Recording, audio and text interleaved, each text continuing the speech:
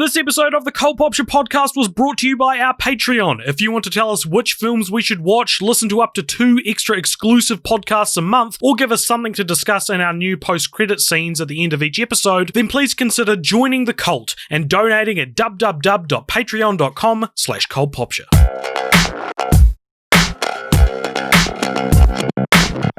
Hello, everyone. Welcome to the Cult Popture podcast. Hello. I'm Richard Martin, and I'm, as always, joined by AJ. Good morning, AJ. Good morning, mate. Good morning from the COVID-free, beautiful country of New Zealand, where both you and I reside, and feeling like the smug, up ourselves Kiwis that we are, Richard. You know, we don't need to associate with anyone and say, like, Central Europe right now. I'm here to spread COVID to your beautiful little island. Oh, no! If this actually happens, we're going to have to remove this episode. Yes, we're joined today Trace by... it back to this podcast. We're joined today by Carlyle. Carlyle Laurent, who... That's me. Is a musician / podcaster in Luxembourg. Currently in Luxembourg, yeah. And we're in we're in deep water over here in terms of our COVID. We were doing really well, and then people just started having like 100-person parties, and now we have one of the highest incidence rates in Europe. So something to be proud of, all maybe. Good. So, Carlyle, we've had you on before. You came on to talk about Spy Kids with us with your sometimes co-host for one of the thousands of podcasts you host, Charlie, who could not make it for this episode, but you could make it, and that's what's important right now. So, welcome to the show. We'll let you plug... let's say we'll let you plug 10 of your podcasts at the end. Okay, but all right. Well, I gotta choose. We probably can't do all of them. Make a top 10 list in my head. Yeah. All right, so this is Film Franchise Fortnights. This is what is this, Carlyle? What's Film Franchise Fortnights? Well, you want me to explain the concept of this series or the series that we're talking about? The concept of Film Franchise Fortnights. Well, every fortnight, you and AJ get together on this podcast to talk about a film series in its entirety. Sometimes this is an enormous undertaking, such as when you did The Land Before Time. Sometimes it's a more manageable undertaking, like today when we're doing the Brave Little Toaster series. It's a trilogy. Yeah, it deserves the honourable title of trilogy. And not just 3 movies that got made. What an excellent segue into today's topic, which is The Brave Little Toaster. Now, so this consists of 3 films, as it is a trilogy. That's The Brave Little Toaster, The Brave Little Toaster to the Rescue, and The Brave Little Toaster Goes to Mars. There is, and we just have, this just has to be addressed right at the top. There's a weird inconsistency with this franchise, because, you heard me right, Goes to Mars. There's one of these films. And if you look on like Wikipedia, you'll see that it lists it as the second film in the franchise, and you'd think, well, where does the franchise have to go after that? And clearly Rescue. They thought, To the Rescue was the only way to one-up leaving the planet, a toaster leaving the planet. So what actually happened? So The Brave Little Toaster came out in 1987. It was followed by a sequel in 1997. That sequel was Brave Little Toaster to the Rescue. And then a year later, Goes to Mars came out in the States, and then a year later, To the Rescue was released in the States, because To the Rescue was released in the UK and other regions in 1997. So, it's the second film. Sorry, the US, you fucked it up. Well, we watched it in the wrong order then. Well, at least I did. I watched I also American watched. I was about to ask, Yeah, so we watched it in the US order. But then... largely it didn't matter because they're just... No, Carlyle, so I could not disagree more. It mattered dramatically. There are several characters introduced into the Rescue that return and Goes to Mars. And watching Goes to Mars first, I was like, who are these people? There was only one where I was watching Goes to Mars, and I was like, this is an enormous character, clearly, that I have no idea who he is. And everyone's like, this guy, our friend from before. I thought I just forgot him from the first film. Yeah. But it does, but then, just take this with a grain of salt, maybe, or take this how you will. But the reason that the films were released out of order in the States is because the second two were worked on at the same time, and Goes to Mars was just finished first, which doesn't make any sense because To the Rescue was released first elsewhere in the world. Yeah. So, and also, as we've been saying, chronologically in the story comes before. So even if you do finish one of them off, you're first. Why would you release it? And what's equally as frustrating is these films do not need a continuity. They shouldn't need to be watched in a certain order. And in fairness to the American release order, that's probably what whoever was in charge of that decision assumed as well. But no, it's very important to watch it in the order we didn't watch it in. Let's not go too much further down without talking about what these films are about. Who wants to take the first film? I will. I'm dibsing Goes to Mars. Okay, so you cool. Excellent. I've got. I'll go the first film. Okay, so The Brave Little Toaster is a very American franchise, ironically, being that it's apparently not American and American fucked it up. But it is American.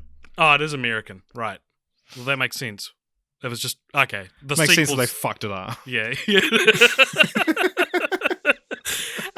This is all just a way to explain that to Kiwis, this is not a very familiar franchise, whereas I see it talked about in American pop cultural circles a lot more than in New Zealand pop culture. Cool, I'll just strike that massive talking point off the... Before you guys invited me to do this, I'd never heard of these. Wow. Interesting. There you go. Just go over the plot and then we'll talk about our experiences with them. Okay, so the first one is about a collection of appliances, including one brave little toaster. This is your inventory. One brave little toaster, one vacuum cleaner, who's the only character not named after the appliance he is. His name is Kirby. Yeah, well, he's a Kirby vacuum cleaner.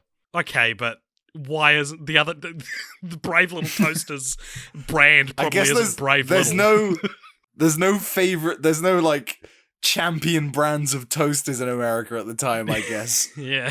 There is also They don't have the monopoly that Kirby has. There's also one desk lamp, one radio, as in like the radio you'd listen to music on, not like a walkie-talkie, which is probably what you assumed. Yeah, that was a weird clarification. I once worked for a walkie-talkie company, and so we used radio a lot, so I was just clarifying for anyone who also works for a walkie-talkie company. Who may have been confused. And I think the only other main character is an electric blanket, whose character design is very generous to what an electric blanket looks like. Yeah. And they live together in a abandoned house, presumably at the start. It's like a waiting. cabin. Yeah, a cabin, waiting. I think they say they've been waiting 2,000 days for their master to return. Their master being a little boy who used the appliances. And so after getting a hounding from the air conditioner, who's played by Phil Hartman, doing a Jack Nicholson impression. Yeah, the brave little toaster, who I'll be honest, he's little. I don't think he's particularly brave. Not at the beginning. Maybe he becomes I think the brave. whole point of the film is that he earns the title of brave. Okay. I don't think he's the main character by any stretch, though. I don't think there is a main character. So it felt weird to focus on him. Anyway, they decide they're going to go find the master. And from memory, they don't have any clue. They just leave the house. They don't have any leads. And they leave the house. They go on an adventure where they encounter several critters, like forest critters. in a weird scene. They cross a waterfall. Well, they don't cross a waterfall, actually. They fail crossing it. They fall into a swamp. They get pulled in by a junk collector who's going to sell their parts, but they escape. They sort of find their master's home miraculously before being taken to the dump before they can reunite with him. And then at the dump, what are dumps called in other countries? Landfills? Yeah. Landfills? It's like a salvage yard. Sure. A junkyard. So they at the junkyard. One of the most extreme things I've ever seen happen in a movie happens, where the stakes at the highest, the stakes have been the toaster might die. All of a sudden, the master who goes to the junkyard when he hears word that there's good appliances there, winds up on a conveyor belt heading towards like a garbage compactor. He's like trapped on it, and he's gonna fucking die. Like it's gonna be grisly. And no one knows what to do. He can't move. His hand's stuck under a pipe. All the other appliances are going crazy, but the brave little toaster has a vantage point from above, and so he makes the decision. The very brave and, if I might, not that little decision. It's quite a big decision. To dive to stop the thing with his face. He jumps into the cogs, the gears mechanics of the compactor, and you see what must have been a horrific image for any child who was a big fan of this movie in the 80s, which is the toaster, now faceless, just being like grinded between the cogs, and he manages to stop it before it crushes the master. The master gets out. He finds all his appliances. In my opinion, he doesn't dwell on the massive coincidence that he's found all the appliances in a junkyard where he didn't go. Oh my god, it's for insane. the reason. Yeah. And then he finds the toaster as well, and somehow the toaster gets fixed. And so somehow the brave little toaster has returned. And it ends with them. He's going to college. It's very Toy Story 3. This whole franchise is very Toy Story-esque. And they are all together again as the master goes to college with his girlfriend, who's a woman of color, who is replaced with a white woman. Who will always be a woman of colour. He either gets a new girlfriend or they... It is the same woman. She bleaches her skin. She appears to be dark-skinned in the first film, and the director described them as an interracial couple. However, in the second film, she now has blue eyes and white skin. Yeah. Yeah. The tone of this one, because the next two, well, the second one, and I'm saying the second one chronologically there, To the Rescue, is much more kind of kiddie. It's much more kind of what I expected from these kids, but it was much more kind of Toy Story-esque, kind of child relatable. To Mars defies categorization in all ways, and we'll get to that later. But this one, the tone is so weird. It's terrifying. Yeah. This is so in the beginning, the opening music is like horror movie music. I thought I was about to be murdered in a forest when I was watching it. As well, it's like set to like this dark, rainy night. And you literally see a cabin in the woods with a low tritone playing on a cello in the rain with lightning. And I'm like, what is this? Who's gonna kill me? And then it's this normal movie. Well, I say normal. And then later they run out of they've managed to get into the forest. The way they've largely been traveling is they use a portable battery to power the vacuum cleaner, and he pulls them along, and they get to a point where that battery's run out of power, so they sort of camp for the night. And the toaster has a nightmare where a clown attacks him, like an evil killer clown. He rises up, so he's like this towering figure, and then he genuinely kneels down to the toaster and goes, "Run." And like, why did that happen? It doesn't inform the plot at all. That all happens. The toaster runs away. This clown runs after it with a fucking knife. Then the toaster wakes up, and they like there's a lightning storm happening. They've lost the blanket. They're like, oh no, how are we going to deal with this? So the lamp decides to, what I thought at the time, kill itself by offering itself as like a conduit for like as a lightning rod so it can power the battery. Later as well, when they get into the secondhand shop, they're collected by that guy who runs a kind of electronics shop and just sort of guts old material for parts and then sells them as if they're new.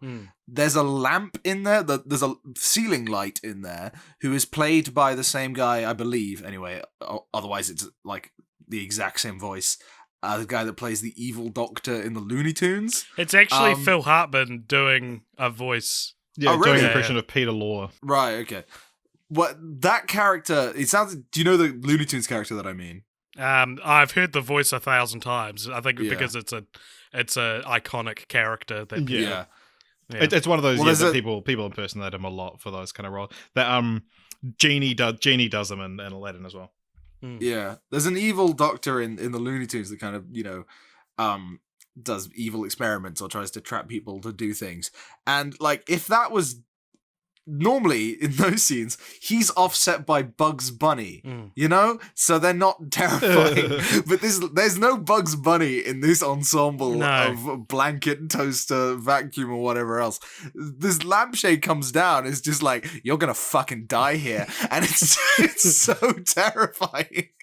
And then later there was the bit that you described where the toaster again seemingly just kills itself by diving into these gears, getting grinded up while the master is screaming for his life because he's being slowly dragged towards a trash compactor. This film is terrifying. And that's the thing is like, I kept thinking to myself through all three movies, but the trash compactor moment especially is like, imagine finding out the truth to this situation. You go home, you tell your woman of color wife, who will always be a woman of color, that like, oh, I nearly died in a trash compactor, and she goes, "How'd you get out?" And he's like, "I don't know." And it's like, well, the answer is your toaster is in love with you, from your toaster from childhood. It feels hopelessly devoted to you and actually killed itself to try save you, which would be an insane piece of information to be revealed. What I thought was interesting about the characters in this film is that I'd say the most distinct personality out of the main appliances is probably the blanket, who, if you haven't seen the films, I would describe as having a very similar personality to Piglet from Winnie the Pooh, like very, very timid, very shy. And voiced by a little kid. Voiced by Eric Lloyd, who... and the 2 and 3, not... 2 and 3, okay, never mind. We'll save that fun piece of statistics for later. But anyway, when you've got a Piglet character, you kind of need a Winnie the Pooh character, right? Like the one they look up to. And I was like, right, so the toaster will be Winnie the Pooh, but the toaster fucking hates the blanket for most of the movie. Yeah, there's a bit when their first night in the woods, and the blankie's like, oh, I'm used to sleeping cuddle next to someone, and everyone's like, fuck off. Yeah, including Don't try and the cuddle toaster. with me. And then it's like, oh, the toaster will begrudgingly, and the toaster's like, get bent. Yeah. And it's the whole thing's it's like, it's a blanket. Like surely you want to sleep with it. And the whole thing's weird, and and I know this was made before Toy Story, but here's why Toy Story is better than the Brave Little Toaster. Is that here's that one place in the way. Yeah, right. No, it's because kids have a connection to toys.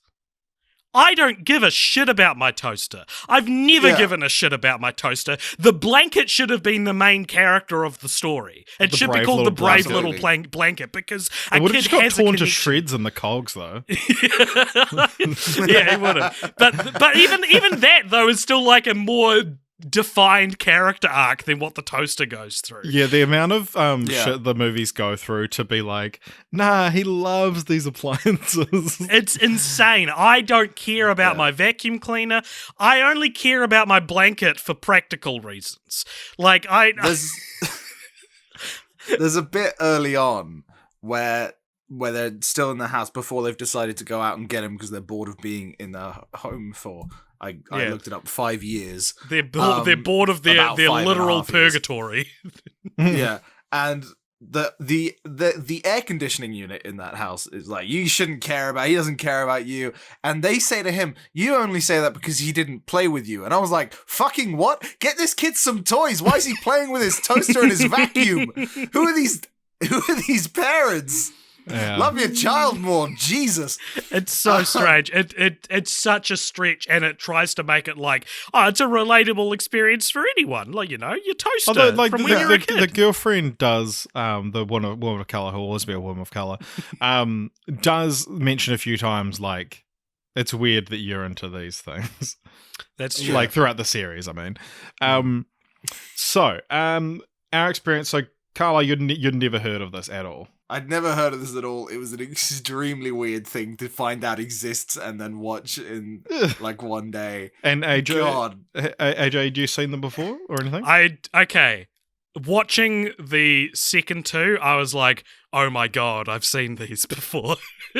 But Right. I didn't recognize anything from the first one, but I have the vaguest flashes of things happening from To the Rescue. I remember one thing that happened in To the Rescue before I saw it, and there's a song in Goes to Mars that I was like, Jesus Christ, I'm 4 years old again. Like, I've been teleported back. But no, I had never seen the first one before. Right, yeah. The first one was one of those movies that it's like, I know I've definitely seen. And watching it again, there was a few kind of images that I was like, yeah, that's right. But my kind of main knowledge of it, like you said, it's more of an American thing. Like, it's not as, quintessential over here. Because it was one of those things, like, because this is brought to you by our Patreon. It was suggested on there, and it got like some of the most likes we've ever had. And there's obviously a lot of listeners in America, and on our Discord, we're like, yeah, Brave Little Toaster. Like, oh man, those movies, like, that's my childhood right there. But we don't have that kind of same attachment to it. So hopefully we do it justice for all these people that. But it is my main kind of knowledge of it, and knowing where it kind of exists in the nostalgia sphere is like, this movie's famous for like nightmare fuel, and you mentioned the clown scene, and even like the air conditioning unit's death. How he essentially.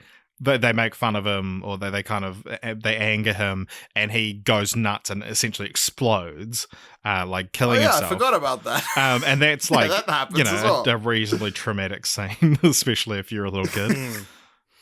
Yeah. Is it based on a book? Yeah, it's based on a book called The Brave They Little Toaster. all are. No, the second one's based on a sequel. Goes to Mars is the sequel to the book. And I think there's only one sequel to the book. So To the Rescue is an original story. Damn. Because here's my theory for how... I'm not prepared. I can't believe we live in a world where the original story is To the Rescue, and the one that's based on the book sequel to this book is to Mars. We'll see. We'll say why later. Here's my theory for the conception of the Brave Little Toaster as a concept. Is I think it literally was just a kid who never had toys. Because to me, I should have called it the kid who never had toys. Because the journey they go on in the first one, it feels very like off-brand. It feels like your story about appliances, like living appliances, should be like an adventure in the kitchen.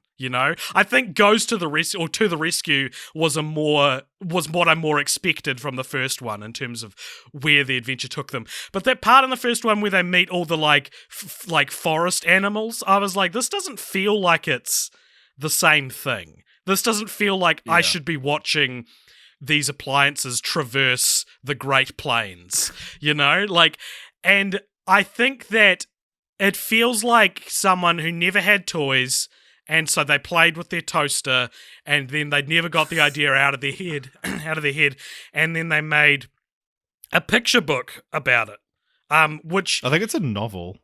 What? Okay, well, I don't know. We have skipped over the first hurdle of this series and explaining it, which is, what do you mean there's a series about a toaster?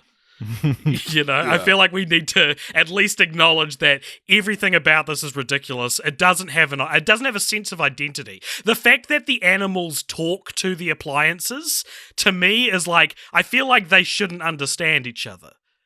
Why do the animals understand the appliances? Like, they also establish, and I wish they didn't, they established that it is possible for a human to discover that appliances are sentient. They don't ever. It's just, they like close their eyes and hide when a human turns up. Whereas I feel like this would have benefited a lot more from Sausage Party rules of humans just can't conceive. If they take bath salts, they can see it. Yeah. They can't conceive the appliances as living unless they take bath salts. That would be a great just little addendum at the end of the Brave Little Toaster.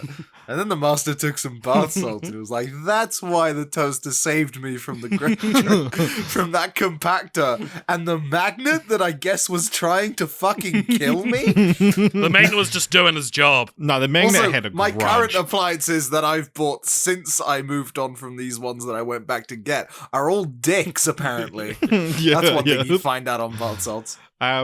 So the production of this film was this in the mid 80s, I guess. A young man named John Lasseter approached his studio heads at Disney and pitched The Brave Little Toaster as a 2D 3D hybrid film. And then they were like, oh yeah, that sounds kind of cool. He produced a short, like a proof of concept little short based on Where the Wild Things Are. It's available online. It's kind of interesting. It's like essentially very, rudimentary 3D backgrounds with 2D animated characters over the top of it. And they were like, oh yeah, cool. How much money will this save? And they were like, well, it will cost the same amount. And they were like, well, then why the fuck are you doing it like this? And they said no. And then they said, John, can you come into my office? And then they fired him. And then he was like, I'm going to start my own company. And he started Pixar. And then, so they decided, he left the production. He wasn't involved in the production at all in the end. But, so Disney passed on it, but they did like finance it, but it was made outside of like the studio system. So it was technically like an independent movie, but using money from Disney. And then like a week or so before production, they slashed the budget from 18 million to 5 million. But it was made by a bunch of graduates from Cal Arts, which the famous kind of animation school where a lot of them studied in the classroom A113, which is a number featured in every Pixar movie, and it's also the master's room number in this film. Nice. So many of the animators of this would go on to work at Pixar. Joe Ranft is a one main example who became quite a big player at Pixar. So the similarities to Toy Story are more than just the concept. Yeah. All right. So should we go to the rescue? This feels like it was like a trial run for Toy Story. Yeah, if even just Pixar. Toy Story is the objectively better experience because of that one thing AJ said. Yeah. Yeah. Okay, the thing I said is pretty fundamental, though. Like, obviously, it's not the only thing, but kids care about toys more than toasters. I'll go on record saying that. Oh, toaster's pretty good. I mean, have you seen it? Stuff like pops? It like pops out. That's true. It's crazy fun. That's true. So, we'll just go to the rescue next because it's where the story actually goes next. Okay. Oh, sorry, AJ. Did you not want to do that? Well, no. Okay, we can. I'm just thinking, is it not congruous to the experience to go through them in the order we all watched? I like either way, but it's like, neither way is particularly like, Okay, well, no. Let's do To the Rescue then. Just know that we watched this after Goes to Mars. I mean, we can do Goes to Mars. No, mate. You're running the show. I'll follow you to the ends of the earth, dude. Okay. To Mars. It's too far. I'll come to the rescue, though. Okay, so in Brave Little Toaster: The Rescue, the master is now finishing college, and he's got a beautiful girlfriend, who is no longer a woman of color. Same race as before. Yeah, it's white as the driven snow. But so he's working on his thesis, which is about like the secret lives of animals, because he's working on animals. And he loses his thesis, which was, what did he say, 260 something pages, 264 pages. Mm-hmm. And then the appliances are like, oh no, let's like rescue his thesis. The titular rescue they go on. Okay, that's the movie. What are they rescuing? A thesis, a digital file. Yeah. But yeah, and then there's this whole plot of Rob, the master's lab assistant, wants to sell the animals that he's been like tending to as part of his as part of his study, to like, you know, an evil corporation. He wants to sell them. And then so the appliances discover this old supercomputer, the only one ever built, and whose needs a tube. And then they give him a tube out of the radio.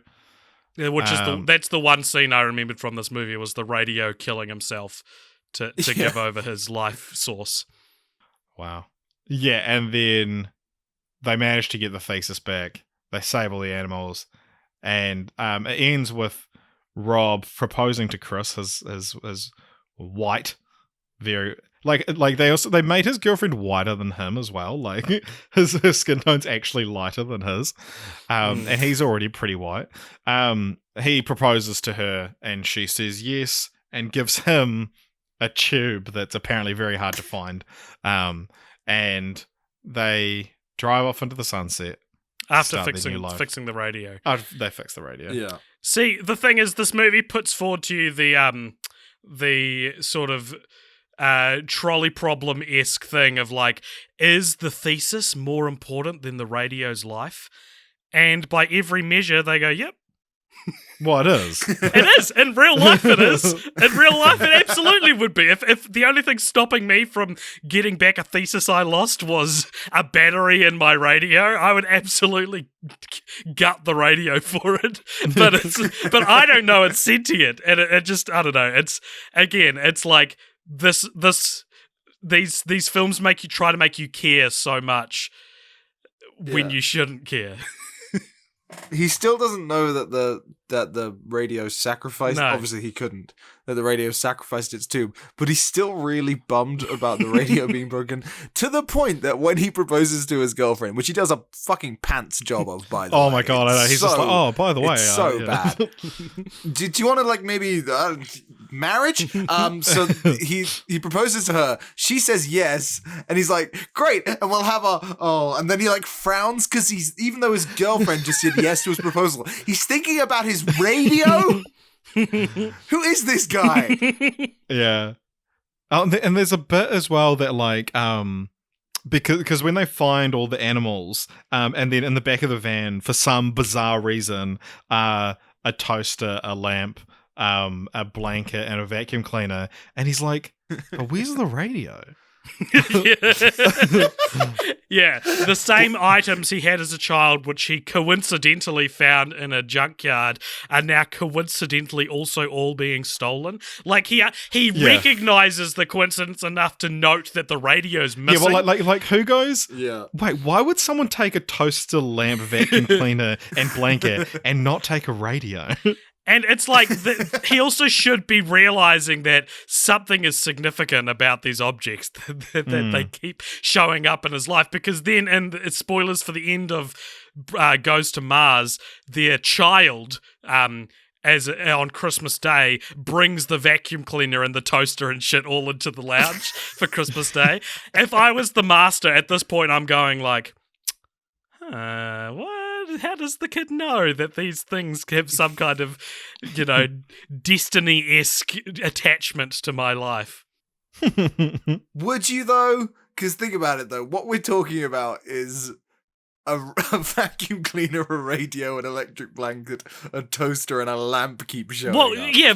Even if, and they do, I'm not going to deny, they do keep showing up all the time, everywhere. Imagine if you denied but that. even if this was my life and that was happening to me, I wouldn't jump to the idea, maybe these things are sentient and I've no. not been appreciating that. And they love me as much as I love them for some fucking reason. I don't think he would realize they're sentient, but like if this happened to me, the same toaster kept showing up, I'd be like, what the fuck, man? I'd post about it on Reddit. That's probably the extent to which I'd do anything about it. I didn't like this one at all. Oh, this is the worst one. Because the first one is so confusing because of like the weird, awful, dark tone of it. Yeah. The third one is batshit insane. This one is so boring. Yeah, it is for boring. most of it. There's the bit where the radio kills itself and you're like, well, hey, stakes. But the rest of it, I didn't care at all. Only when insane things were happening. Like there's a bit where in the beginning, they're like having a party all together, and so the situation is they're all a little bit jealous of the desk lamp because the master takes the desk lamp to the dorm while the rest of them stay in his veterinary practice where he works on his thesis and stuff for uni. And they're having a party in the veterinary practice in the beginning, and then the master is going back to his dorm, so they're like, oh, you better get back to the dorm so he doesn't notice you're gone. At which point the lamp jumps out the window, and you can see him relative to the car, and the lamp runs faster than a car. Yeah. Which was pretty fun. Yeah. What do you guys think about the one thing that really stood out to me as being really weird in the last one, but is true of all of these, is that a great amount of, well, I say great amount of care, not really, but an amount of care has been put into anthropomorphize these things a little bit to give them human features for faces, except for the radio, which is just a radio. It doesn't have eyes or a mouth and stuff that it talks through, whereas everything else does. Yeah. I think I have two big problems with the anthropomorphization of the objects. Is one, again, comparing it to Toy Story, the toys in Toy Story communicate and talk with what they have, right? Woody has a mouth. Woody has eyes. These movies give the appliances mouths and tongues and teeth and eyes, and it's like, do they have organs? What is going on? Like, it implies too much. Instead of like it would be better if, like, I don't know, I would prefer it if they were all like the radio and they just had certain dials which that would be so creepy. Eyes. Can you imagine? Or the toaster just like pops toast with script written on it. Imagine the first film, but like that. That would be terrifying. Yeah. Even more so than it already was. But like, they also sleep and they thirst and they, they are human. It is not like these are just metaphorical faces that they give them so they can communicate the idea of the story better. They have a physicality and an ecosystem to the way they live. Well, maybe it's like Beauty and the Beast kind of rules, where they've actually got humans trapped inside of them. Because you do see the TV, and he's like a man living inside the TV who was able to communicate. And maybe it's like the same thing with the radio, where, but also because the guy, the TV still has some human traits because he has a big filing cabinet full of porn, we see. Did you guys see that? No. When he's trying to, so look it up. There's like, so the, at the end of the film, Little Toaster porn. It's the filing cabinet. No, you don't want to put in just oh porn. My God! You're gonna get other things. So yeah, he's trying to convince the master to go to Ernie's disposal because he knows whether that's this where is from the first film. The toaster and whatnot have gone. And he like pulls something out of a filing cabinet, and it's a naked woman with stars covering her nipples. Like, it's very clearly there. It's not trying to be anything else. It's not like, it's just blatantly a pin-up model with with well, I've got two segues in front of me, and I'm going to take one of them. But if after I say this, we can return to the naked model segue. But the first thing I want to segue to is I said there were two things that bothered me about the anthropomorphization of them. The second thing is there are multiple female-coded appliances in the series that have parts of their body that are supposed to resemble breasts, complete with nipples. One Oh my God. One of the So notes funny. that I wrote in the first film was, can you tell who the only unambiguously female character is? That's right, it's the one with rotating tape tits. Yeah. One of them is like a tape recorder. Yeah. It's tits like Yeah. and Goes to Mars. Richard, you messaged me about this. Do you want to? It was in To the Rescue. Yeah. These characters come in their computers, but they just have like disk drive titties. And oh my God, it's the photo on our Instagram if you want to have a look for To the Rescue. Yeah. But oh my God, I choked on my food. It was so funny, man. Because they're like, they come in on like 4 legs. It's weird. I didn't understand what those objects were supposed to be. What were they? Were they hard drive? What I don't know. did you They say? they sing a old school song. computers, I guess. They sing a song about being the superhighway to the internet. It's a movie that was made just as the internet became very big, and is it proud of that fact. I do just want to say, but you mentioned about the few characters that are definitely female. Did you guys think that the toaster itself was female at any point? I know that the toaster's played by a female. Yeah. I flip-flopped on that. Yeah, because it is referred to as he, but the director of the original said he always conceived it as a female, but apparently another crew member slammed the door and walked out because he'd hired a woman to play the toaster. But like, because in the toasters are boys. Because it's a common thing to get a woman to play like a young sounding boy, but in the second and third film they're not really trying to make it sound like a prepubescent boy. It's just like, oh yeah, this is just a female voice. Yeah, but yeah, something interesting I noticed. So back to my segue juncture, my nexus point. The naked lady, the pornographic reference in the first film, and goes to the rescue. No, to the rescue. He doesn't go to the rescue. He goes to Mars. To the Mars. He's just to the rescue.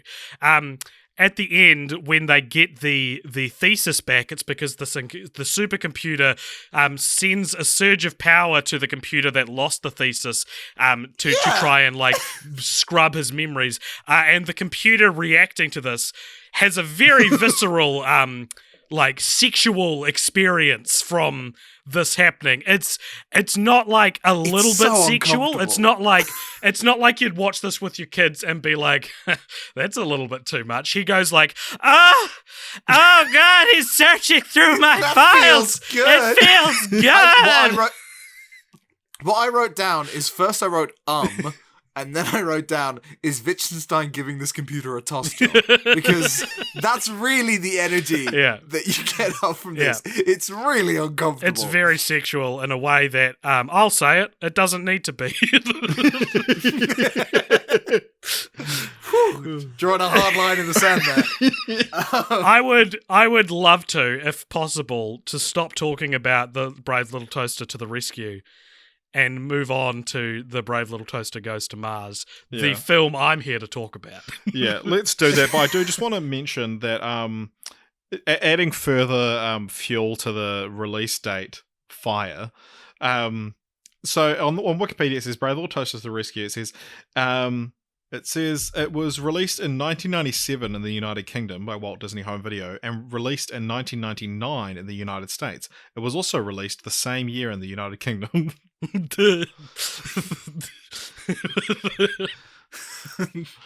Okay.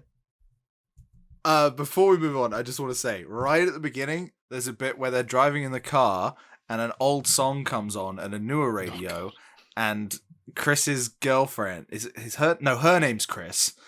Yeah. The master's girl, I can't remember what the master's bloody name is, but Rob McGowarty. Rob's girlfriend Chris says, it's like the songs that play on your old radio, which makes me think that she thinks that old radios play old songs.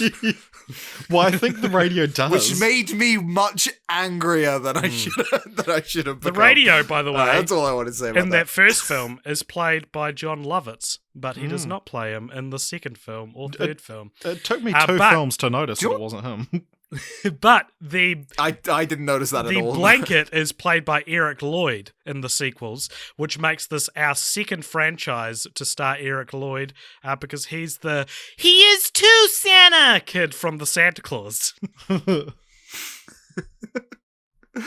thing that's really weird about this, as you went through the release dates earlier, these two came out 10 years after the first one, and they look the same. They look exactly the same. I believe they came out the next year. Yeah, well, I mean, the 2 and 3, it's worth mentioning as well, were straight to video, whereas the first one had a limited theatrical release. Carlyle, before you regale us with the plot for The Brave Little Toaster Goes to Mars, I think it might be cool to preface it with a theory I have about, similar to my theory about the first film, a theory I have about the conception of this film. I think I'll say this, you'll describe it, and people will know what I mean by my theory. Right. So I think it's 10 years roughly after the first Brave Little Toaster movie. It's kind of an instant classic, apparently. I'd never heard of it, but there you go. And so they're like, right, well, let's make some sequels. And so they get their little brain trust together. They come up with 5-10 sequels. And then Disney is like, you can do 2. And they're like, well, instead of picking one idea, let's make one of the films 5 of the ideas. Because The Brave Little Toaster Goes to Mars is a space adventure movie. It is a political uprising movie. A Christmas movie. It is a Christmas movie. Like, and then it also just functions as its own, like, separate, just a sequel as well. Well, there's a baby now movie. There's a baby. Exactly, Richard. I'm so glad you're on my wavelength here.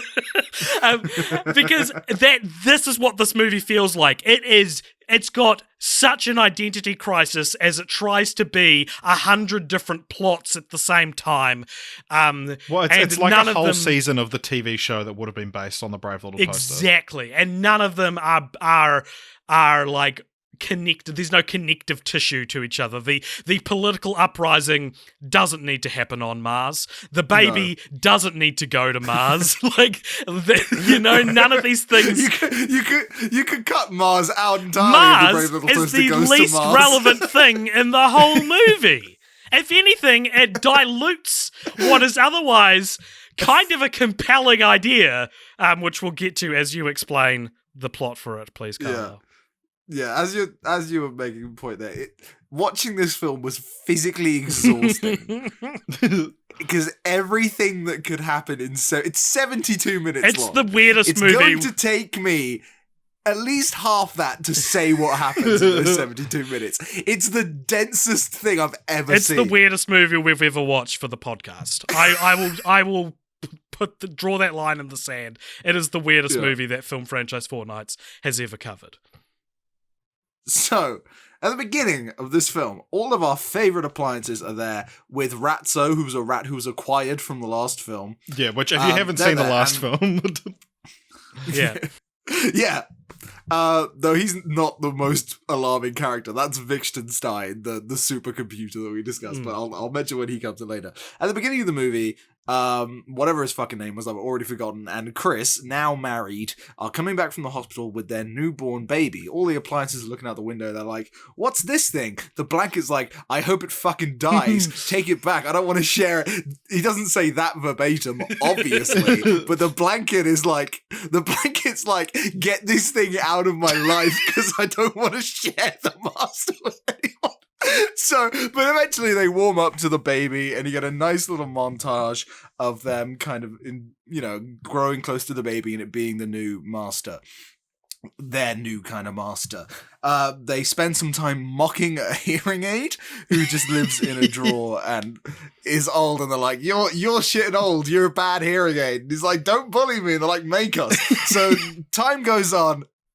Time goes on, and eventually they, for no good reason, they don't trust the hearing aid. It turns out later that was a warranted response, but nothing led them to think we shouldn't trust this hearing aid. It was just good old, I don't know, elitism or something. Anyway, they notice that he's not where they think he should be. So the little toaster starts following the hearing aid, at which point they find out that the hearing aid goes to a windowsill at night and talks to the sky, implying that he's either talking to aliens or is one. Just to clarify, Carlyle, you said talking to the sky and not talking to this guy, which would have made more sense.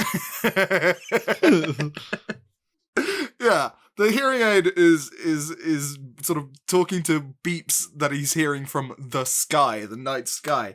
And he's saying things like, you gotta do it soon. You gotta do it as soon as you can. So the brave little toaster sees this, and he goes and warns the other. He goes, that guy we hate for no reason is doing a thing I don't understand. Let's stop him. At this point, the baby wakes up, crawls out of its crib, and walks up the stairs to this room. What an enormous coincidence that is. At which point, so that the hearing aid sees all this hullabaloo and goes, you gotta do it now, you gotta do it now, please, please, please. And then the baby gets beamed up to space. Now, pause. You're right. the master, right? Uh-huh. You wake up one morning, your baby is fucking missing. Jesus Christ.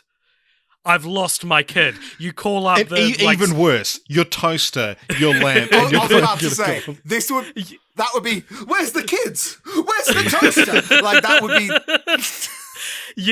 that would be this guy's You reaction. call up the police. It's a nationwide search. My vacuum's missing. The reason... Now, again, spoilers. The child gets back to Earth thanks to the You're toaster. really stepping on Carlyle's toes here, AJ. Well, no, I want to make a point. Well, no, fuck his toes. Fuck his toast. The child gets back to Earth with the help of the appliances at the end, and the parents are none the wiser. But, like, imagine if one day went past before the child came back, and the parents had a whole day not worrying where their kid is. Oh, sorry, worrying where their kid is, not knowing where their kid is, worrying about their toaster. He comes back to Earth. They're like, "Oh my god, we found you." They're like, "So what happened?" And then they find out it's because he was abducted by a hearing aids alien, and then your toaster and your vacuum cleaner went to Mars to save him. This trilogy spits in the face of Occam's razor. Like the most likely thing is not what happened. What actually happened is appliances are sentient and went to Mars. Anyway, continue. So the baby gets abducted. All the appliances like, dude! And the hearing aid was like, it wasn't me. I didn't want the baby to get taken. I wanted me to get taken because I hate you guys, which is fair enough. So they're like, well, why did they take him? He's like, I don't know. So they get their calculator friend. They plug him into the hearing aid, which I guess is also a recorder, and they play back the beeping that they hear. They decode it into binary. That's what they say in the film. Don't think too much about it. Don't think too much about anything. They decode it into binary, and then it prints out just the word Mars on the calculator. So they go, all right, well, I guess we need to go to Mars.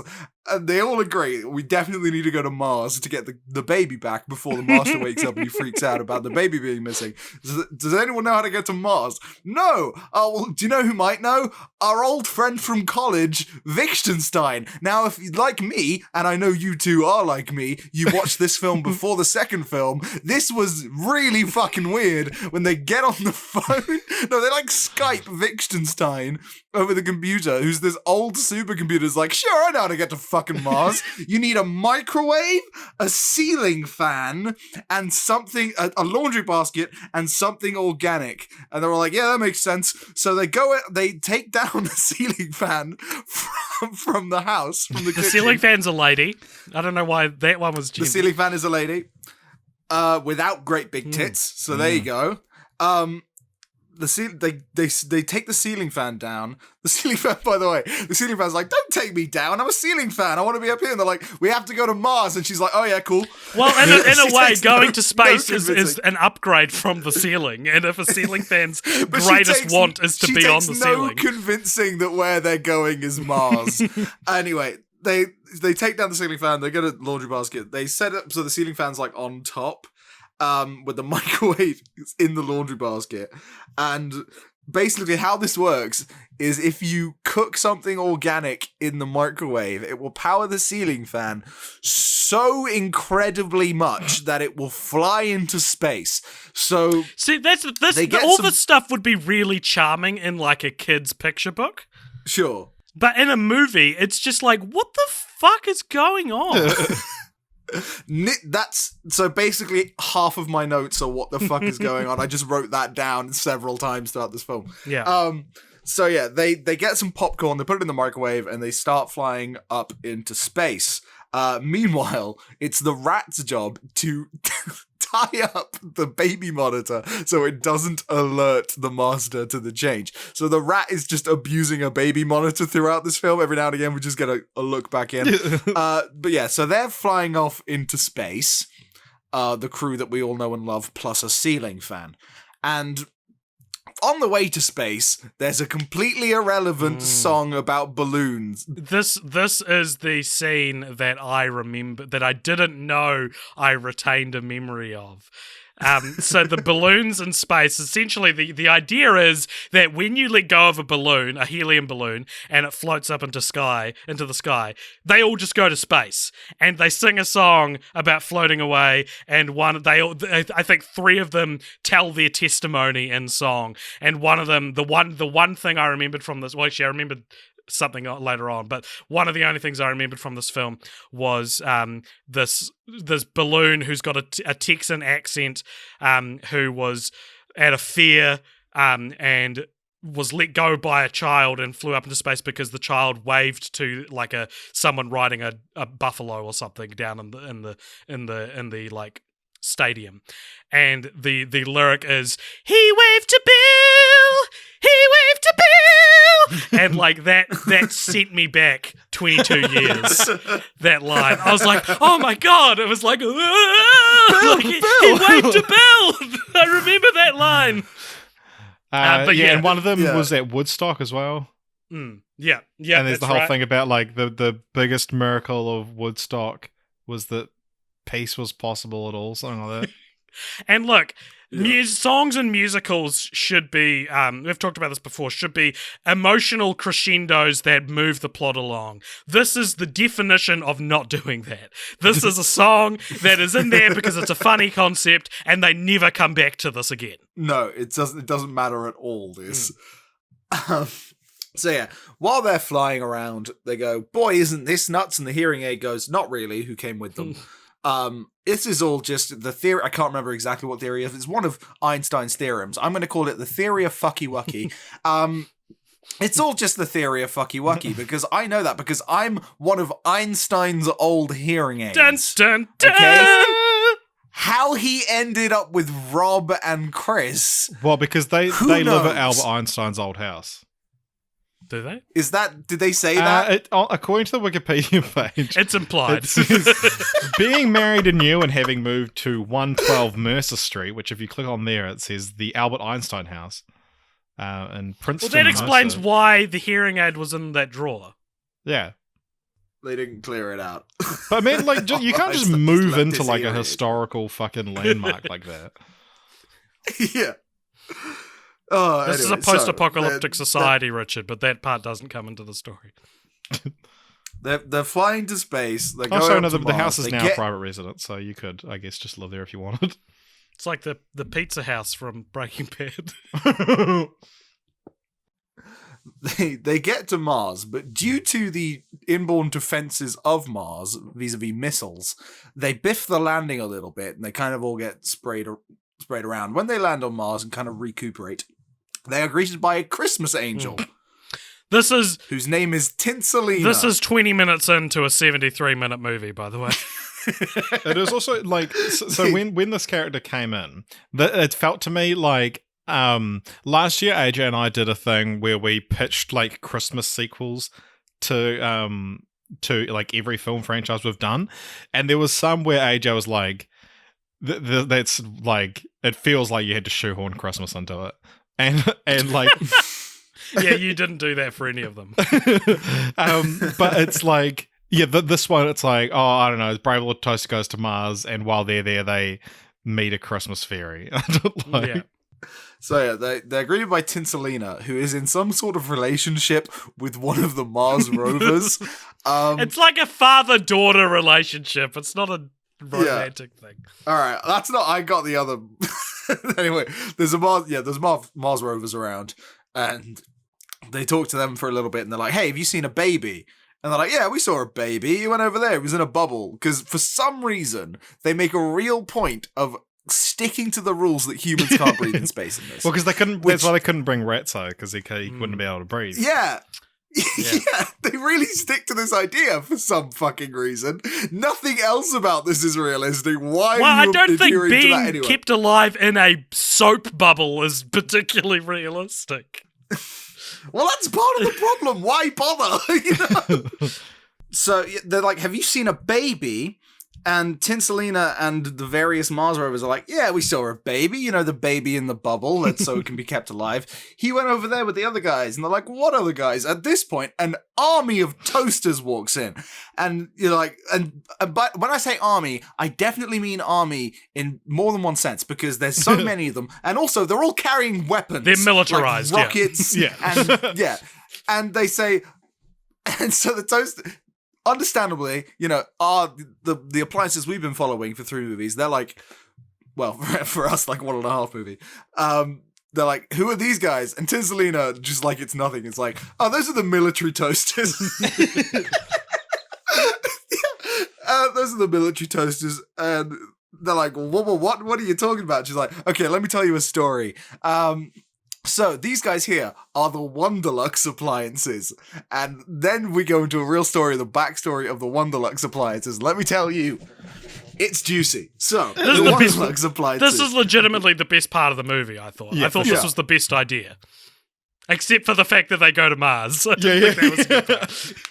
The Wonderlux appliances were made by a company, I assume, called Wonderlux. And this is where there's a moral imparted into this film, which is an anti-planned obsolescence moral, because these appliances really hated the people who made them because they made them with the intent to fail, you know, planned obsolescence so they could sell more units. Realizing this, they kind of rebelled and planned to get away from Earth, where they would later return to wreak havoc and destroy all humans. So Tinselina's like, "Well, how do they get off Earth?" And Tinselina says this real quote, which I had to pause the film because I was laughing too much. This is what she says: "The Wonderlux appliances were quite adept at the principles of rocket propulsion." There's no other explanation.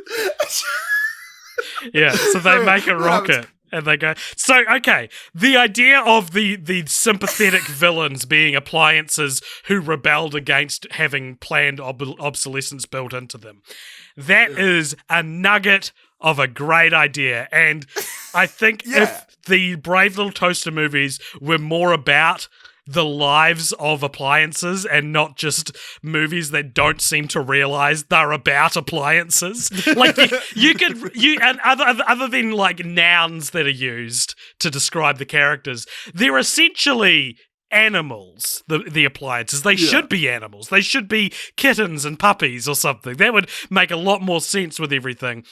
This is the one thing where it's like, if these were more self-aware, if these were Toy Story movies, then the villains being jilted from society because they've planned obsolescence. It's a cool idea. Planned obsolescence that clearly was not programmed into the Brave Little Toaster, who has been alive for about 36 years at this stage.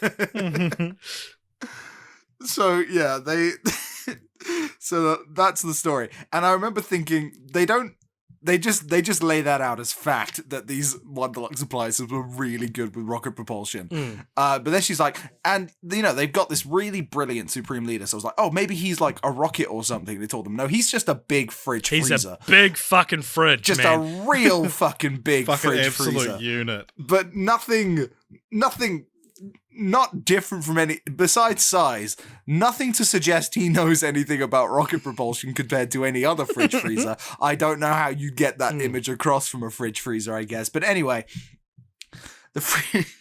so you hear all this backstory. The toaster and co go to the sort of meeting where they're there and be like, hey, that's our kid. Can we take him and get out of here? And they're like, no, that's our prisoner. And we want to thank you for bringing us your prisoner. And we're like, what? What do you mean prisoner? And they're like, yeah, we're going to destroy all humans. And they're like, God, I wish there was something we could do about this. Clearly this guy who's in charge is kind of insane. And they appeal to all the Wonderlux appliances, all the various ovens and toasters and fridges who are militarized against humanity and Earth. And they say, I like humans. They're nice to me. And I watch them, they go, wow, I never thought of it like that. And they kind of this is where the film gets like political, and it feels like it's trying to make a statement, but it's such a ham-fisted attempt at a statement. I don't think the filmmakers know what they want to say. However, I still think the brave little toaster is in the wrong. I think the Wonderlux appliances, bar destroying humanity, have a right to be angry. It's like we're the original mad. Thanos. Yeah. They're like, we're mad because we're enslaved, and the brave little toaster is essentially like, no, you should. Being a slave is great. You should love being a slave. Yeah, I love my master, who literally calls his master. In velvet. He uses the term employ. He says, well, if they hated us, why would they employ us? Now, the definition of him being employed is being paid for a service. They are not paid. In room and board. But yeah, so they're like, God, how are we gonna? These guys are all too scared of the big Supreme Leader. How are we gonna deal with this? And Titulina's like, well, you could run for Supreme Leader. There's an election today. And I remember when that happened, I was like, boy, isn't that fucking convenient? But it's not actually convenient because to instill faith in all of his followers, the Supreme Leader runs an election every day, which really made me think. It really made me think. Imagine if national politics did that. What would happen? You would be like, I feel like every day a different result would come out. So doing this, the toaster runs for election, and we get really good. So they give their spiels. The Supreme Leader is like, he's like, I'm the Supreme Leader. Thank you for listening. And the toaster's like, people are nice sometimes. I like it when they touch me. And everyone's like, well, that's a new take. So they get one question each, and they're like, Supreme Leader, why do you want to be Supreme Leader? And he's like, I just fucking do. And they're like, okay, that makes sense. And then they're like, hey, Toaster, explain this Einstein theorem. And he's like, oh, man, I wasn't expecting that. And they all start laughing at him for not being able to explain this Einstein theorem. But then don't you worry. Do you remember that hearing aid they came with who accidentally summoned the aliens, but they weren't aliens. They were Wonderlux appliances. He's like, no, I get it. So he takes the stand. And he starts to explain the Einstein theorem while the toaster kind of slinks away and kind of just goes on the platform that, hey, wouldn't it be nice? So he goes away to vote. This is all done in song, by the way. We didn't mention that this entire scene you've been describing is a song. And also the baby touches the fridge at one point, and he turns from a baby blue. The fridge turns from a baby blue to a baby pink. Baby pink? Is that what their colours? Sure. Why not? That he briefly turns sweet and loves the kid, but then turns back to evil. And that's the other one scene I remember from the film, from when I was a 4-year-old. So yeah, this from watching in case it wasn't clear to anyone at this point. This is very dense. There's a lot going on in this election. But yeah, so the toaster's kind of worming his way into people's minds by going, but what if we were nice though? And everybody going, oh, okay, interesting. So he goes away to vote. He votes for the Supreme Leader because he's not very confident in the performance that he's given. But then the vote comes in, and they come over and they're like, guess who won? He's like, oh, I know, it was the Supreme Leader. They're like, no, silly, you won.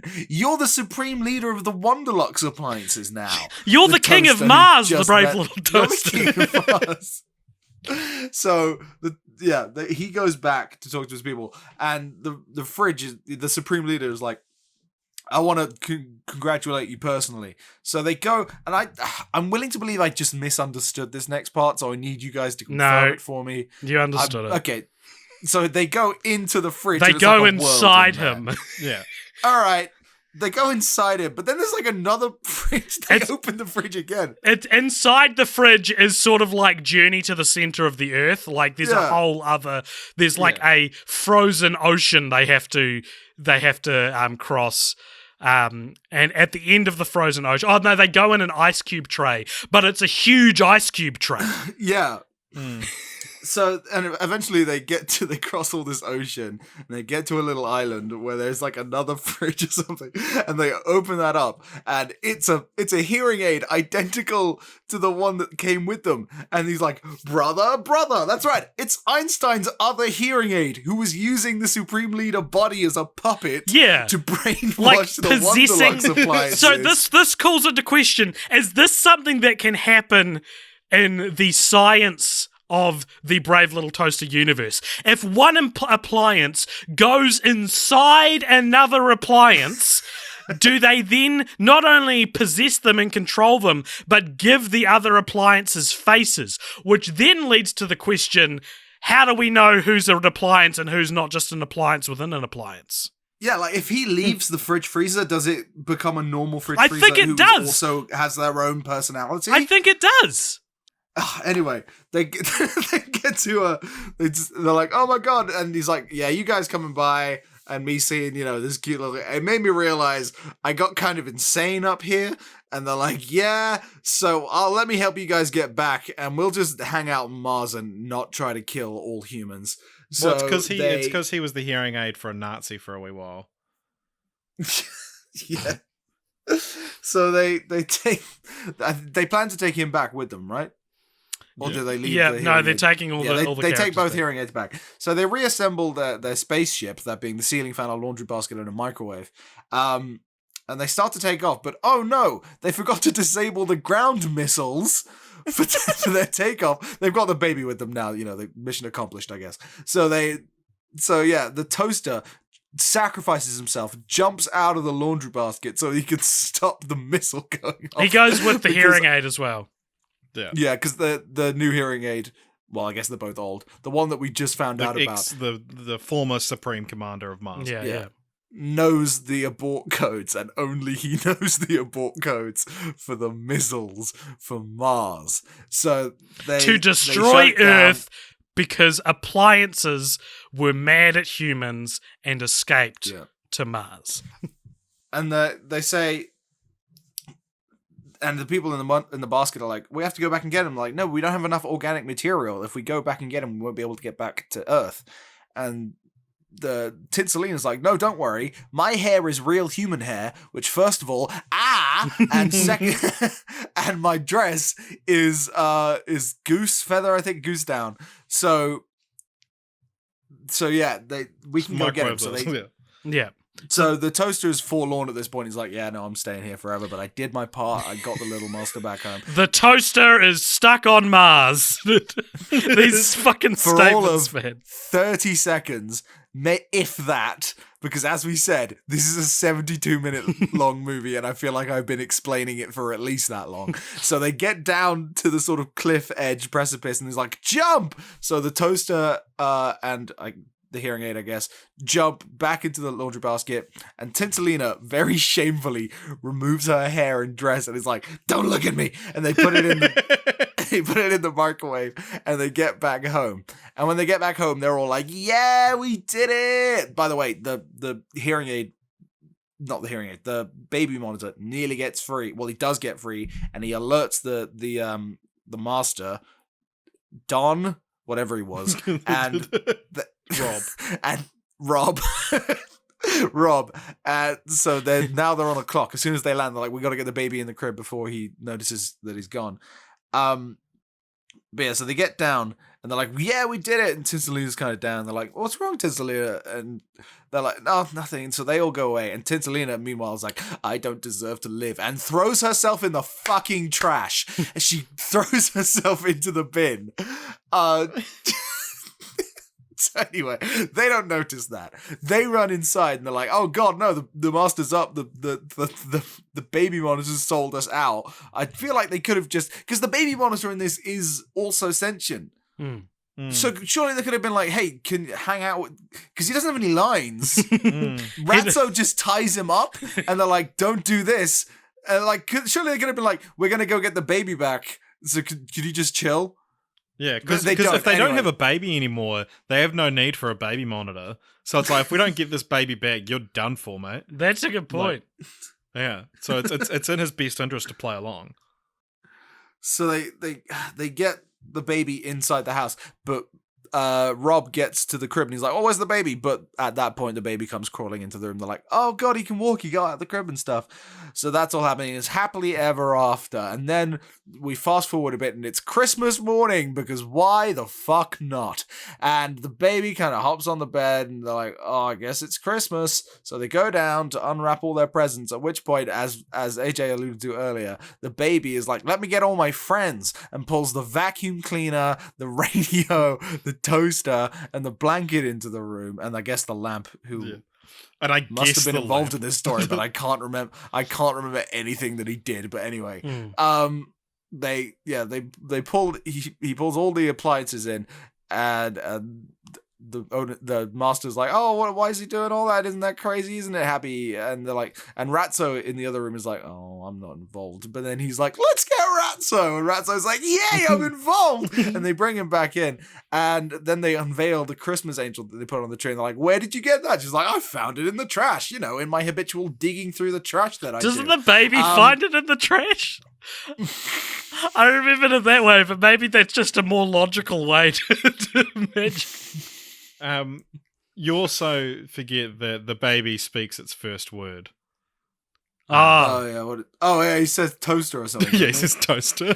And at no point does Rob go like, "Man, this toaster that's pretty fucking weird." So yeah, then Christmas ends. We get the credits, but then in a mid-credit sequence, there's a zombie uprising. No, there's not. But it wouldn't surprise me because fuck, everything that could happen in 72 minutes happens in this film. It is exhausting. The goal to end it on like a Christmas message, like the whole movie's been a Christmas movie. Yeah, it's so tacked on, really, isn't it? Fuck. What else is there to say, really? I think... Yeah. Thank you, Carlyle. That's probably the most like intense play-by-play of a film we've ever done. It's not probably, it definitely is. What did you guys think of the films overall? I think the first one does have like a charm to it, and I can kind of see if you grew up with it how you could be nostalgic for it. You know? Yeah, it's just too weird for me to like. It's too weird and unaware that it's weird for me to like it. I think ultimately, I liked it. I liked it at the start when they were just in the cottage. I thought that was cool. I wish the whole movie was like that vibe. Yeah. So I gave the first one a straight down the road score on Letterboxd, and my Letterboxd review for it was, "Nothing has ever made me question if I was actually alive more than this film has." The second film I didn't like at all. It was just so slow and boring. This one, I didn't give it a rating because I don't know how I would. Yeah. I had no idea how to feel about this. Yeah, if I was to watch one again, it would be Goes to Mars. Yeah, exactly. Is it a good movie? No, but is it a interesting movie? Absolutely. It's a train wreck. I didn't turn it off. The second one, it's 72 minutes as well. It's worth your time. It's on Disney+. The second one I turned off during the last song, because actually that's one thing about the whole franchise. I don't think any of the songs are very good. Yeah, I did want to mention that like all three of these are musicals. They have about like 4 songs in each one. Do you guys remember like any of the songs? Or He waved to Bill. He waved to Bill. I remember that. Yeah. I remember thinking that the one playing in the junkyard, when they're in the junkyard at the end of the first one, all the various old parts of cars and stuff kind of just sing a song about their old lives and kind of it's like a work forlornly. song kind of thing. I remember thinking that was pretty good. Everything else I really hated. And I think because those were guest stars, they kind of brought in good singers for the cast, but the rest of the cast aren't very good singers, or maybe they are when they're trying, but they're all doing it very much in character, which means that the lamp and the blanket sounds so annoying when they sing. They don't sing well. It's really hard to listen to. What do you guys think? The second film ends on a song, and I didn't finish it. I was like, "This is the end." I cut it off halfway through. I didn't like it. What do you guys think the Rotten Tomatoes scores would be for these films? Oh my god! Oh god! I can imagine the first one being way higher than I'd expect it to be. Like, I can imagine it being the thing that people latch onto and go, "Look at how visionary this was," or something. Like it was a trailblazer. Yeah. I'm gonna go 84 for the first one, and then sub 20 for the sequels. Okay, Carlyle? 83 for the first one, and then sub 19 for the sequel. All right, I mean, AJ's closer. Fuck! You go above my number, Carlyle, not below it. So Brave Little Toaster has 77, and To the Rescue and Goes to Mars both have 40. Okay, so not so bad. Yeah. So they both have 40. They're the same. Yeah. Because they're such incredibly different experiences. Hey, There's nothing similar about them besides the characters and the fact they're both musicals. They're so different. I've got some more randomly placed useless statistics, Richard, if you'll permit me. Yes, please. So these, as a Carlyle, I don't know how often you listen to the show, but sometimes we do statistics based in the other podcast episodes we've done. So Yeah. how the franchises relate to other franchises. So obviously, this is the second franchise we've done, which is about sentient objects who are obsessed with their master, who goes to college at one point after Toy Story. But this is also our second franchise in a row about a robot uprising. So that's pretty cool. After Terminator. And so I thought that was fun, and also I don't know how to word this as a statistic, but at the start of the Brave Little Toaster Goes to Mars, they are dancing to a song, and it's a song it's an actual song that's playing on the radio, and it goes, "He likes bread and butter, she likes toast and jam, but that's why mommy loves him, 'cause he's her little man." That's not how it goes. Huh? That's not how it goes. Yes, it is. That's the altered lyrics they used when they changed it for the Baby Talk theme song. For the Baby Talk theme song, which was, of course, the TV show based on the Look Who's Talking trilogy, which I secretly purchased for $50 from a weird website so that I could watch them all for our Look Who's Talking trilogy episode and surprise Richard. And you know what? I did not care. Yeah. But it's a nice little feather in my cap to say I've watched all of the Look Who's Talking sitcom. Yeah, it goes. He likes bread and butter. He likes toast and jam. That's what his baby feeds him. He's her loving man. Oh, well, it's pretty similar then. Yeah. Anyway, it was funny that like exposing yourself as knowing only the Baby Talk version. So that's another fun idiosyncrasy with a previous franchise. I do have a couple of pieces of dumb IMDb trivia. Mm-hmm.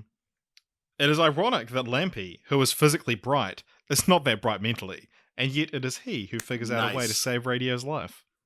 Well, he's not bright. What? That's such a stretch. Like, you know, like I think in the first film they try to play into the idea that he's stupid, but not in either of the sequels. I didn't pick up on that at all. All these characters were relatively featureless to me, except for the blanket. Yeah. Here's something that's one thing that's very different about the first one compared to the second. The first one, I think they all have quite distinct personalities. And the only one that keeps a personality, I think, going forward is the radio. The radio is a very kind of the boisterous... blanket. The radio doesn't have a personality. He has a voice. The blanket has a personality. You know. Jeez, okay. I think he's always the radio's quite confrontational throughout all of them, I think. Right. Like in the second one, he causes a problem because he breaks the special tube they need. They actually find a spare one, and then he breaks it, trying to be the one who gets to say that he found it. Yeah. We've all been at which there. point he then slinks away, kills himself, and gives his tube. We've all been there. Yeah. So here's one that's actually kind of interesting, but is just very strangely written and to read. Toaster voice of man in Russia, Germany, and France. Toaster voiced by female in USA, Japan, and Denmark. Lampy voice of female in Russia, Czech, Polish, and China. Lampy voiced by man in USA, Japan, and Germany. Radio voice of female in Germany and France. Radio voice of man in USA, Japan, and Denmark. Kirby voiced by man in USA, Japan, and Germany. Kirby voiced by female in France, Polish, and Spain. Blanky voice of man in USA, Japan, and France, and Blanky voice of female in Polish, Brazil, and Denmark on the Brave Little Toaster language. Is this written by a caveman? Toaster voice of man. A Russian caveman. Yeah. It's where most caves are found. Ooga booga. Ooga babushka. What a franchise, man! This is one for the ages. I'm glad you were able to come and watch it with us, Carlyle. Because yeah, man. What you said to me, AJ, when we first messaged Charlie and Carlyle about coming on this, and you're like, "This cemented why Carlyle should be on this." Oh yeah, when we told you what the series was called, you were like, "The Brave Little Toaster Goes to Mars," and I was like, "Yes, man." Yeah, God, that fucking film. Yeah, I'm just reading through my notes for that film again. There's one thing that I forgot to mention. Well, there's actually a lot of things I forgot to mention. If you can believe that I didn't say everything that happened, I didn't. That's how dense that film is. But there's one bit so when they first land on Mars and they see one of the sort of they see one of the rovers and the satellites, and it's Viking 1, and they're like, he's like, "Hi, I'm Viking 1," and they're like, "Oh my god, Viking 1, the satellite?" Like, they're geeking out. And he's like, "No, Viking 1, the bagel," sarcastically. What? That's such a... Not like... Normally people do that, they go for like another kind of profession. Like, no, Viking 1 the dancer or something. Like, Viking 1 the bagel? People don't name bagels, what do you say? Is Viking a bagel company, maybe? Maybe, but... I'm going to look up Viking bagels. I mean, unless that's something if you're American and you absolutely know that. It doesn't appear to be, no. So it's just a really strange line. Then. Yeah. All right, Cool. Shall we move on to continue the franchise? Please. Sure. Okay, so in 2012, there was like announced to be a CGI sequel being made, and everyone was like, "No, my childhood is ruined." And they actually like released a picture of it. Sorry, in 2006, they they posted an image of a possible fourth film in CGI, and that was never made. In 2012, there's a bunch of articles that, it's like, our childhoods are ruined because they're making a fourth one. It was going to be made by the same company that did the Alvin and the Chipmunks films. And I found an AMA that the director of the original, Jerry Rees, did on Reddit, where he talks about how he started a new story, it's a little bit bitter, but he in 2019 he started developing a new story, not a remake but a proper sequel, picking up right where the original left off. So it's a classic, ignoring previous sequels. Oh my god, this is not a franchise that deserves that. It does not warrant that. So he said, true to the spirit of the original, but comfortably nested in the present. And his dream was to do a live-action CGI mix. Not because John Lasseter, a good friend, hoped to do it in CGI, but because I was doing CGI long before all of that. Because he worked on the original Tron. Wow. Yeah, but so he says he works on the sequel story, sinks much time into it, familiar characters, new characters, layers of substance and silliness, and then people that are holding the rights were just like, fuck you, nah. And so essentially they say, no, we're going to make our own one. You can get fucked. And yeah, they don't really owe him anything. But yeah, so he's kind of like, he was going to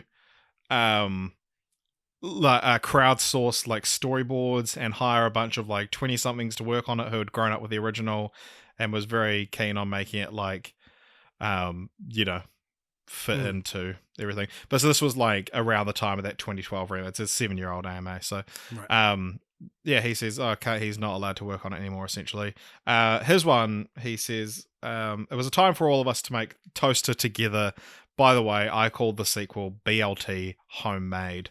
So I don't know if that's BLT. It would have just been called that because we haven't mentioned it, but the acronym for this trilogy is BLT, Brave Little Toaster.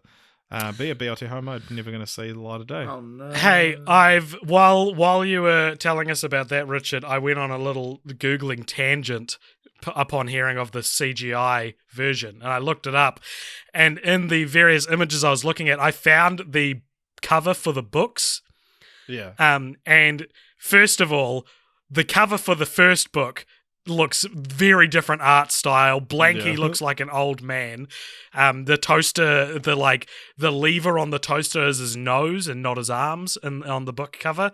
But then the Brave Little Toaster Goes to Mars book looks like a fucking who wrote I, Robot? Like Isaac Asimov. It looks like an Isaac Asimov book cover. It's like oh my it's god, like you're the toaster. You have to look this up, guys. Everybody look up the cover for the Brave Little Toaster Goes to Mars book. It looks like Dune. It looks like Frank Herbert's The Brave Little Toaster Goes to Mars. Yeah, oh my god, it's very dystopian. God. Yeah. Yeah. Yes. Fuck. Oh my goodness. It's like a Philip K. Goodness Dick me. book. Yeah. Like the first one is like, oh, that could be a picture book. The second one is like, that's a chapter The book. military toasters are so terrifying on that. That's incredible. That's a 500-page chapter book that my dad read and has told me about my entire life that I'll never watch. Oh my god. Oh man, that is horrifying. That's so Which good. leads to the grim realization that maybe the movie is not as randomly assembled as we theorized. Yeah, maybe Tinselina was like a last-ditch attempt to add some levity to it, yeah. Yeah, maybe the book's this real dark dystopia. Yeah. Oh, I really want to read that book now. Yeah. Oh god, these films are so weird. So you guys come up with your own continue the franchises? Mm-hmm. What do you got? Well, other than just your standard live action fare, I initially settled on doing a live action remake just because that'd be terrifying. But then I was like, you know what my continue franchise is going to be? I want to send an actual toaster to Mars. That's my continue the franchise. It's just A publicity stunt. week-long live stream of a toaster in space eventually hitting the ground on Why Mars. And it's not why stop at a toaster? Send a lamp, a radio, a vacuum cleaner, a blanket, and a baby. I will. a live human being. And a bubble, it'll be fine. Oh yeah. The toaster will get it back. He's very brave. As long as we send enough organic material in a microwave, they'll get back. Yeah, I mean nothing concrete because I think one of the reasons I hated the second one so much is because I watched it after the third one, and when you watch the third one, which is this completely insane film, Yeah, where everything happens, and then you watch the second one, which is kind of the most normal of all three of them, even though there's all this like virus and weird stuff, and there's a monkey that uses the computer. We kind of glossed over that. Despite all that, it's kind of the most normal one. I think that made me resent it. once you go to Mars, you never Yeah, you go to can't the do that rescue. kind of story again. Which means if I was going to try and continue the franchise, it would be something like what I made a joke about there being a continuation at the end of the third one. Like, there'll be a zombie uprising, or, maybe when the Little Master grows up and these appliances are somehow still in use, even though they'd all be turning to dust at this point.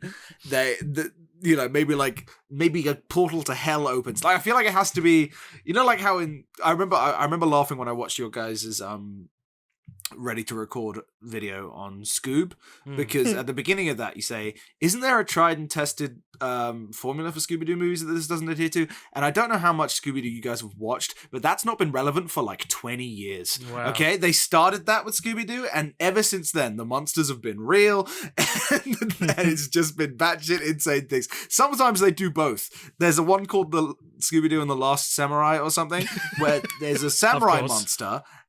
And it's a collaboration between those two things. But yeah, there's a samurai monster, and halfway through the film, they unmask who's pretending to be the samurai monster and how they did all that. And then they're like, but now in doing that, we woke up the real samurai monster. So Shaggy and Scooby go and learn how to be samurais and fight the real samurai monster. And none of that is like smoke and mirrors. That's just all actually happens at the end of that movie. So that's what like Scooby-Doo is. And I think like that's what this franchise would have to do. It's like you took the original premise, throw that away. We're done with that now. Now it's just a toaster, a vacuum, a lamp, a blanket, and a radio that do insane shit for no reason. They go to hell and they punch the devil in the face and then they take it over and they make Hitler give them a piggyback or something in hell. It just has to be completely insane things that lose the plot more and more every time. I think that's what it has to be from now. If I wanted to see it continue the franchise, I want to see one that would make my eyes bleed, like just in the sheer thought of like watching it would stress my brain out so much it would start to leak from my ears. That's what I want from this. Yeah, a sequel that made by people who do not like the original one, so it's just like making fun of itself the whole way through. I started thinking I want one where the toaster uses an AK-47 at one point. Like that's what I'm looking for. Revenge of the Brave Little Toaster. Too brave, too toaster. Oh God. The cursed joke on this podcast, I'm afraid, Carlyle. Sorry. We don't make two something jokes anymore. Well, we've always been above that. I've come in with my European COVID and my too brave, too toasted jokes to just ruin this podcast. Yeah, I started thinking of the idea that like, oh, maybe it's like this really vintage toaster, and then I realized it's just like Toy Story 2. So I essentially just came up with that. But then there's also the other idea, the abandoned idea for Toy Story 3, but the toaster gets recalled because it can explode or something. And so they would have to go on it. It'd be like the Brave Little Toaster goes to China, and they would have to get him back. That's what I've got. Yeah, I think it'd have to be something just really dark tone, like something that matches the tone of the book cover of the second book. Yeah. like where they just walk into the weird dystopia and they're like tortured for days. They're like, we need to overthrow the government. They're like, how? The government overthrow the Chinese government appliances. Yeah, the Brave Little Toaster overthrows communism. That is my next movie that I want to see. All right, so I only got a couple of segments left. It's time to rank that franchise. This is the first time we've done this with a guest, because you're actually the first guest we've had this year. So all 108 franchises we've covered on the podcast. We've got here, I'm going to add Brave Little Toaster. Any kind of inklings of around where it should go? Where is Look Who's Talking? Look Who's Talking is sitting comfortably at... Scroll down quite a bit. Keep going. 89. What's above it? Ear Buddies and Machete. I think what's above Ear Buddies? Pupstar. What's above Pupstar? Earbud. I reckon put this between Earbud and Pupstar. All right. So you'd rather watch this again than the Pop Stars again? Yes, but Earbud probably has more overall.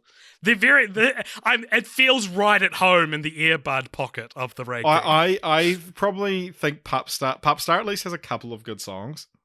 Oh, that's a good point. All right, behind Pupstar. Yeah, that's a toe up on this franchise. Brave Little Toaster is now at number 88 between Pupstar and Ear Buddies. So not quite as good as Pupstar, but better than Ear Buddies. And definitely better than Cats and Dogs.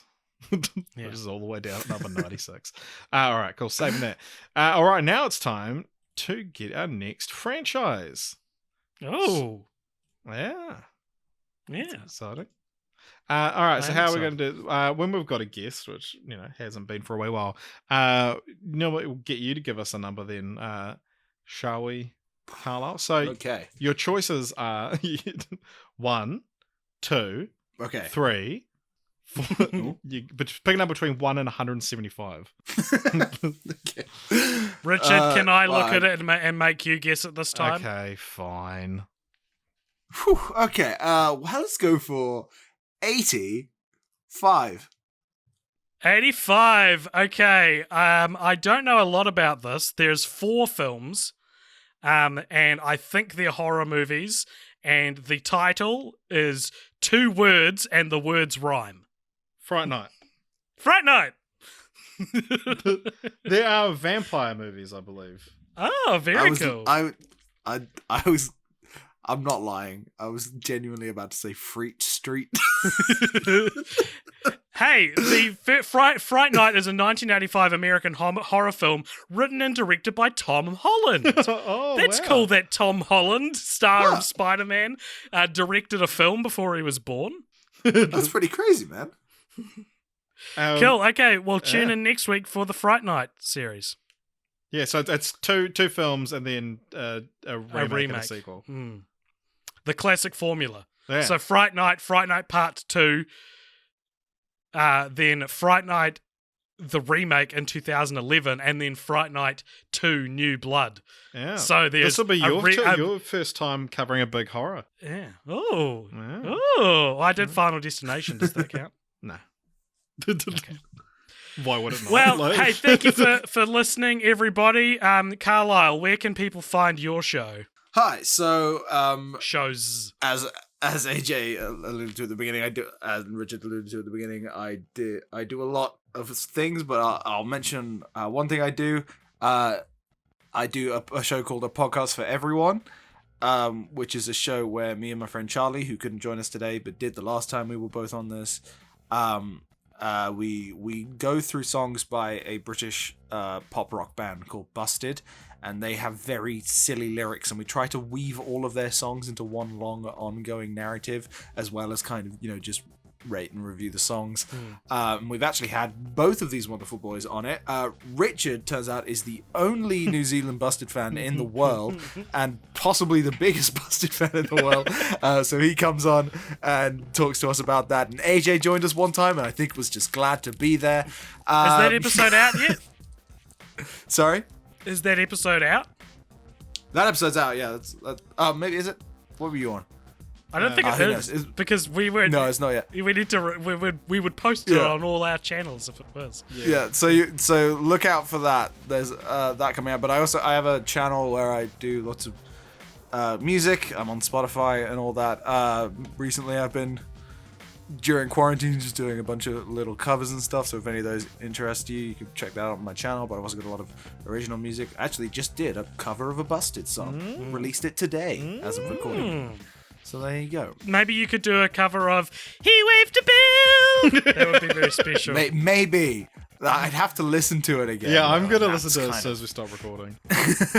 But yeah, thank you so much for having me on, guys. no I had a No wild time. worries. And if you want to find us, Carlyle, you can find us at Culpopture at all the places: Facebook, YouTube, Instagram, Twitter, culpopturemedia@gmail.com. You can email that. But what I'd actually recommend, if you truly want to get in touch with us, is to join our Discord server, which there'll be a link to in the show notes, along with all these links, because the Discord is where it's at, dude, and so much stuff happens on the Discord. You're on the Discord, aren't you, Carlyle? Yeah, I was about to say, you can also find me on that Discord. So if you Oh. want to knock all three of us out at once, join you the go. Culpopture Discord. There you go.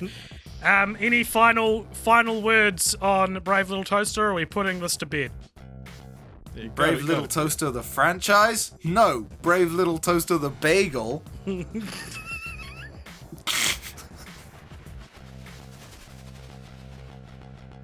Welcome along, everybody, to the post-credit scenes. Secret little or scene just for as, you. As we're, huh? It's a secret little scene.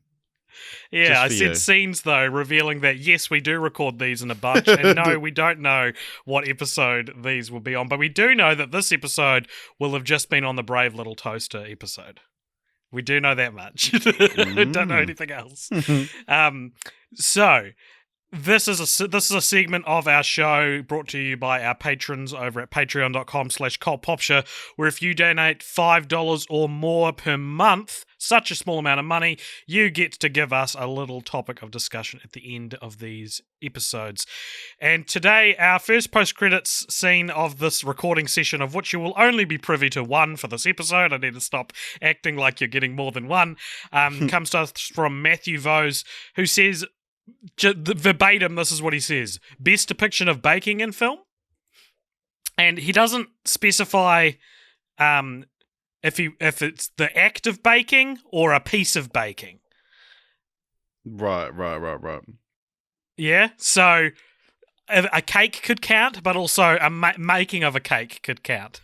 You bake a cake, eh? It rhymes. Yeah. That's why it's called a cake. Because you cook it and bake it. Do you think that's why? What? Why do you cook a cake? Well, yeah, I mean, it's like... Baking is a type of cooking. Yeah. So, Richard, I have an answer for this right off the bat, coming in swinging. Oh my gosh. I think the definitive best example of baking in film is from a little TV show that I cherish. Right, so it's not even from film. No. Right, so you're not but actually going to it answer was- this question. Okay, cool. It was live action, so it was shot. I was going to say shot on film, I doubt it was. It was probably shot on digital. But from a little TV show that I've talked about a few times over the years on Cult Pop Show that not a lot of people have seen, but that I am obsessed with. And that little TV show, Richard, is called Pushing Daisies, which, if you haven't seen it, is an excellent little Tim Burton-esque, wholesome, romantic dramedy. It's funny, you cut from out the- for like quite a bit just then, but I know exactly what you would have said. Came out in the late 2000s, yeah. And it got cancelled after 2 seasons. And in my humble opinion, it is the best show to ever get cancelled. It has that title for me. So, the baking in Pushing Daisies is the main character's a pie maker, and so he makes heaps of pies, and they always look really good. There's one that features in the show a lot. That's like, I think it's like a pear pie with Gruyere cheese baked into the crust, which always sounded real nice. And I really liked the show. I liked it so much that I started making strawberry pies. To impress girls. Like, because they make heaps of strawberry pies in it. And so I started making strawberry pies when I was in high school, because in New Zealand, a pie, I just had one actually, it's typically a meat ordeal. You know, you've got your steak and cheese pies and your mince pies, and mince, for our overseas listeners, is what we call ground beef in New Zealand and Australasia, I think.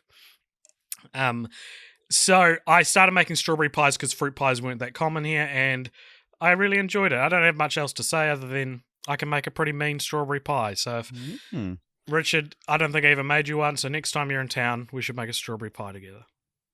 Nah. Okay.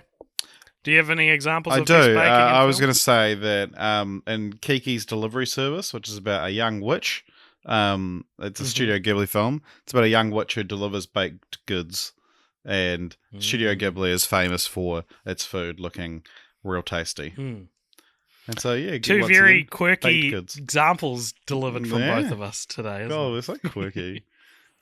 I love Oh my Amelie. God. I'm just different from other girls, dude. I play ukulele.